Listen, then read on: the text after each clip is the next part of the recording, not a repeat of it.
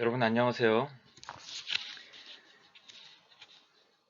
2020년도 1학기 발칸 외교사 수업을 가르칠 송준서 교수입니다.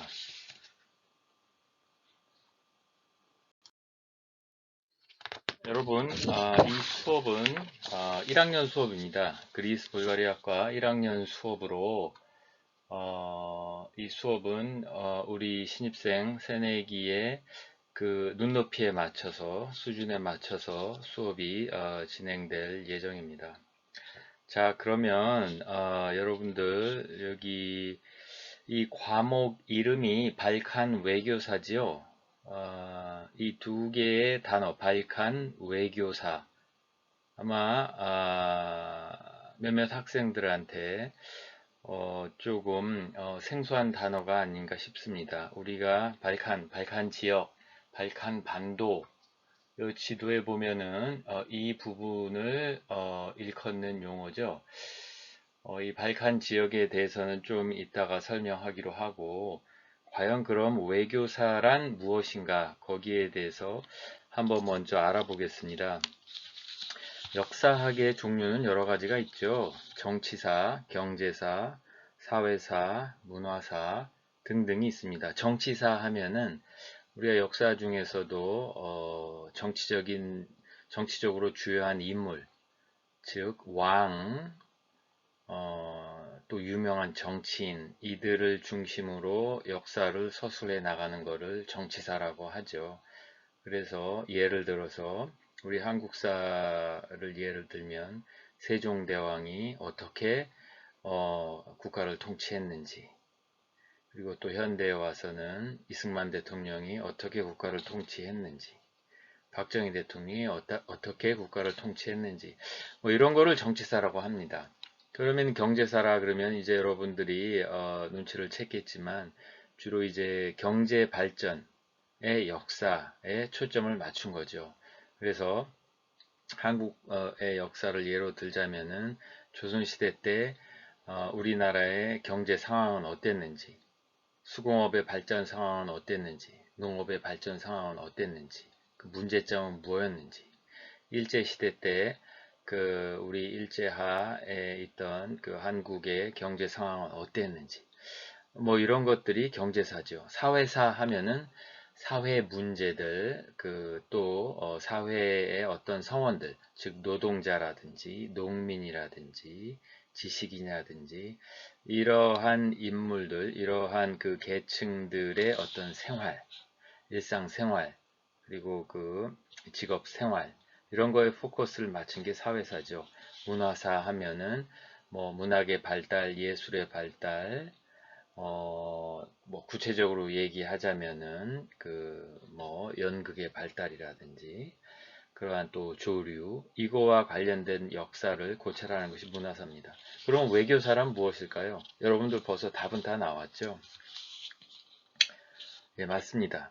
그 일 국가의 그 외교 다른 나라하고의 그 관계에 대해서 쫙 역사적으로 그것을 고찰하는 것이 바로 외교사인 거죠. 그래서 이거를 다른 말로 하자면은 국가 차원에서 국가와 국가 간에 맺는 그러한 관계에 관한 역사 이렇게 볼 수 있습니다. 보통 뭐 국가와 국가 간 설린 우호 관계를 수립하는 경우도 있죠. 예를 들어서 우리 그 한국 전쟁 이후에 미국과 한국이 설린 우호 관계를 맺었죠.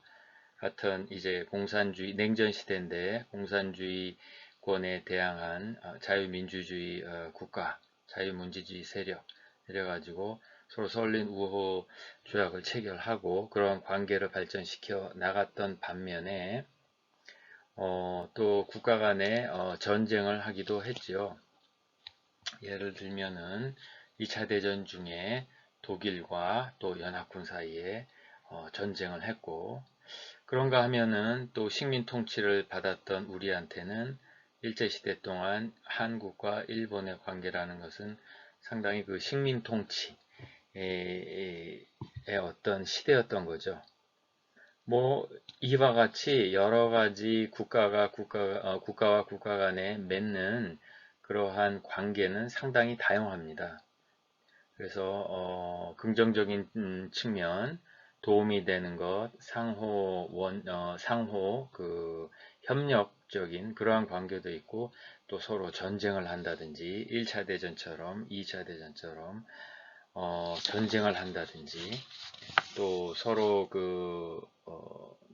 강대국이 약소국을 통치를 해서 식민 지배를 한다든지, 뭐 이러한 것들이 다 그 국가와 국가 간의 관계인데, 이러한 것을 쭉 역사적으로 고찰하고 살펴보는 것. 어떻게 그런 일이 일어났고, 예를 들어서 어떻게 1차 대전이 발발했고, 그 경과는 어땠으며, 그 경과 동안 A라는 나라와 B 나라는 어떤 관계를 발전시켰고, 어떻게 대립했으며, 어떻게 싸웠고, 전쟁의 결말 이후에, 종전 이후에 어떠한 관계를 발전시켜 나갔으며, 그, 예, 그러한 것들을 살펴보는 것이 바로 이제 외교사인 거죠. 그래서 이러한 국가와 국가 간의 관계, 그러한 관계를 쭉 역사적으로 훑은 것이 외교사인데, 우리가 이거를 좀 더 거시적인 측면에서 본다면은, 우리가 근본적으로 어떤 문명 간의 관계, 문명 간의 충돌의 역사, 이렇게 우리가 또 좀 커다란 프레임워크에서는, 커다란 그 어떤 틀에서 이렇게 정의 내릴 수 있습니다. 여기 이제 여러분들이 보고 있는 이 지도가 보이죠? 이거는 그 세뮤얼 헌팅턴이라고 하는 학자가 1993년에 한번 세계를 몇 가지 주요한 문명권으로 나눈 것입니다. 여러분들 1993년 하면은 이제 어떤 것이 떠오르나요? 세계사적으로 아주 중요한 일이 있었죠. 1991년에 소련이 붕괴됐습니다. 여기 있는 소련이 붕괴됐습니다. 소련은 공산주의 국가의 어떤 모국이었던 거죠. 이것이 붕괴되면서 그 자본주의 진영하고 사회주의 진영하고 서로 50년 이상 냉전이라는 그 프레임 안에서 서로 그 싸우고 경쟁하고 비방하던 그 틀이 깨지게 된 거죠.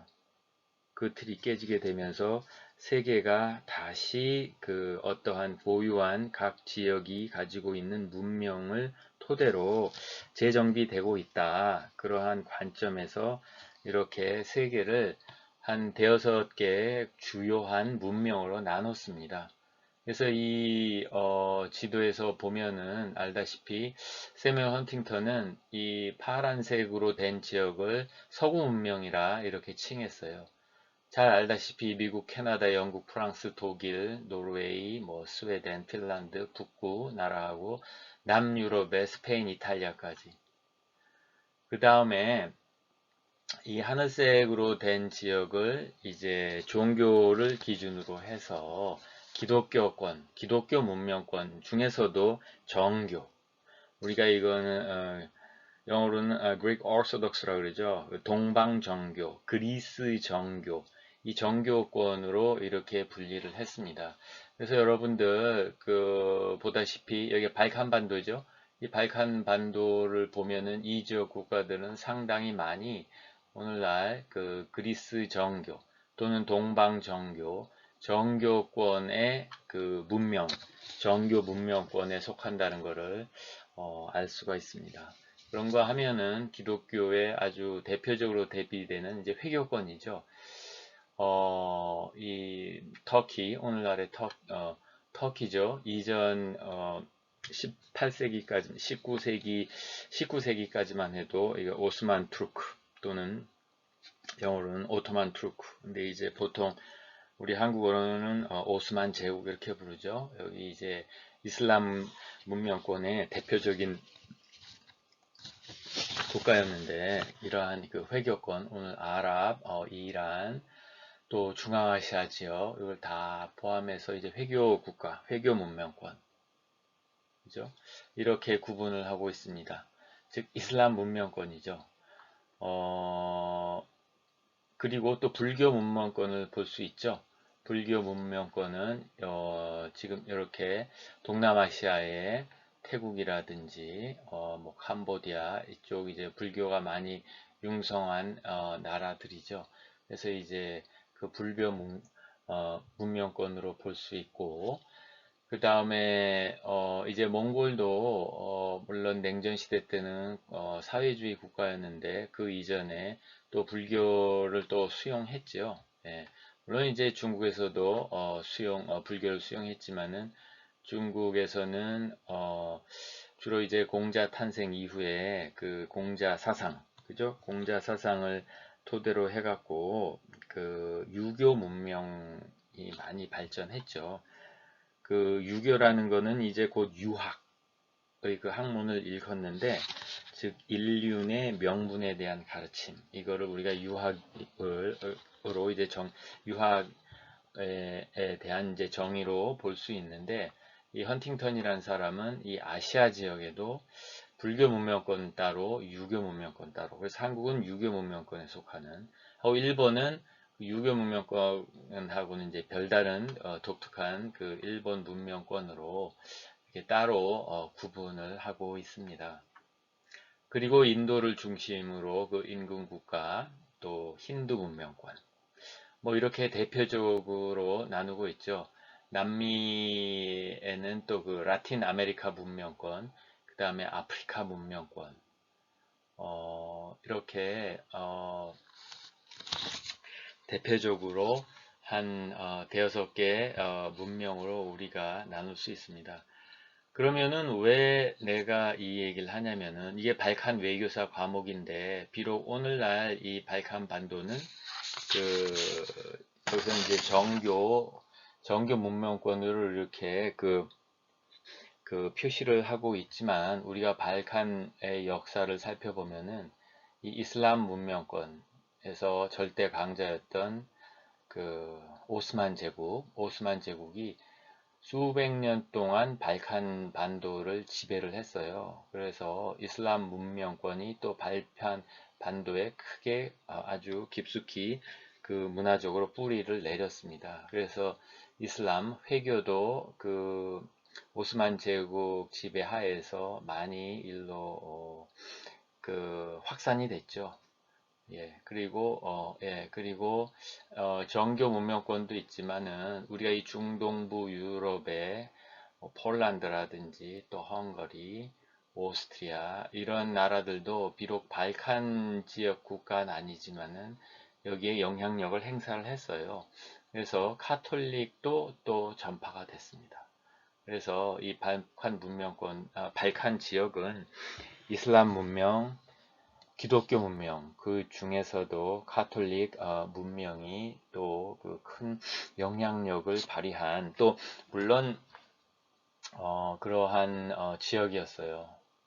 물론 이제 여기서 이제 정교는 우리가 이 로마 제국이 476년에 게르만족의 침략을 받고 이렇게 붕괴가 되죠. 하지만은 당시에 그 붕괴되기 전에 이 서로마와 동로마로 대충 분리가 돼 있었는데, 서로마가 멸망하면서 이 동로마 지역은 한 1000년 이상 그 유지가 됐어요. 근데 그때 대표적인 종교가, 서로마는 카톨릭이었지만 동로마는 바로 동방정교, 그리고 오르소독스, 그거였죠. 그래서 이 발칸 지역에서는 대부분이 동로마 제국에 소속이 돼 있었어요. 지리적으로, 또 그 문화적으로도.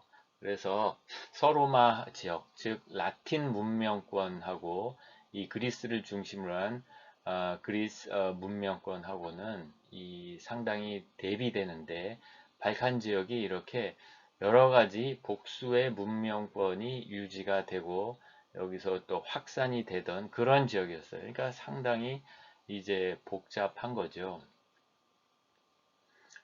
그래서 우리가 외교사, 발칸 외교사라고 할 때 우리가 그 문명 간의 좀 더 큰 틀에서 국가와 국가뿐만 아니라 그 위에 과연 그 국가가 어느 그 종교에 소속되어 있는지, 어느 문명에 소속되어 있는지, 그것도 함께 고찰해야지 우리가 효과적으로 그 발칸 외교사를 이해할 수 있다. 이렇게 얘기할 수 있겠습니다. 자,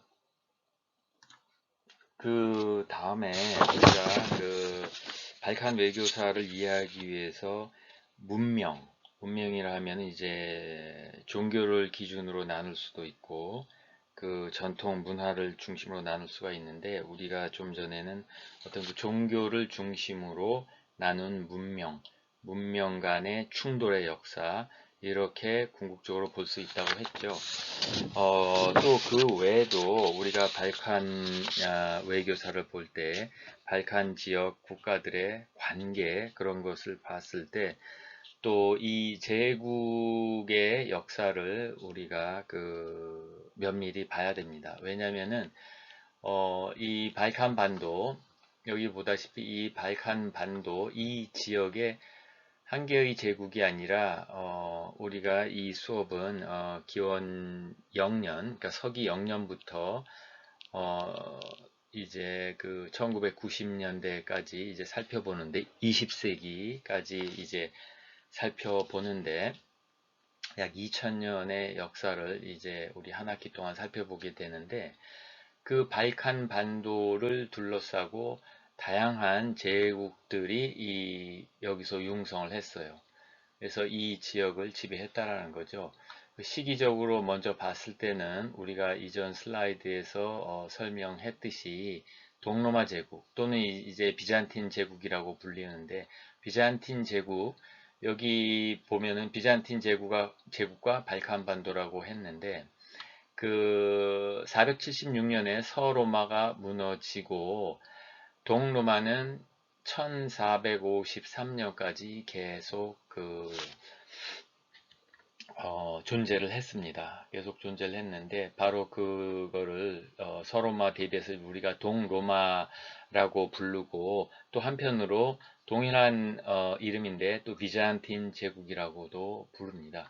그래서 이 비잔틴 제국이 또 발칸 지역을 통치했던 거죠. 395년에서 1453년까지. 그 바로 시기에 또 동시에 이 유럽 북쪽, 어떻게 할까요? 중부 유럽을 중심으로 신성 로마 제국이 존재하고 있었어요. 이 신성 로마 제국이라는 거는 다른 게 아니고 서로마 제국이 붕괴된 다음에 약 한 400년, 3, 400년 후에 그 카톨릭 교회의 교황이 옛날 로마 제국의 그 서로마 제국의 그 어떤 대를 잇는 그러한 제국을 만들겠다 이래가지고 당시에 그 프랑크 제국의 그 대제 샤르마뉴 대제라고 하는데 대제한테 서기 800년 경에 그 황제라는 칭호를 줬어요. 그래서 그 황제는 신성 로마 제국, 그러니까 서로마 제국이 분가됐는데 그거를 잇는 아주 신성한 신의 가호를 입은 제국이다. 이래갖고 신성 로마 제국을 만들어냈죠. 근데 이 신성 로마 제국은 이 자체가 어떠한 물리적으로 로마 제국이나 비잔틴 제국 이러한 그러한 제국이 아니라 그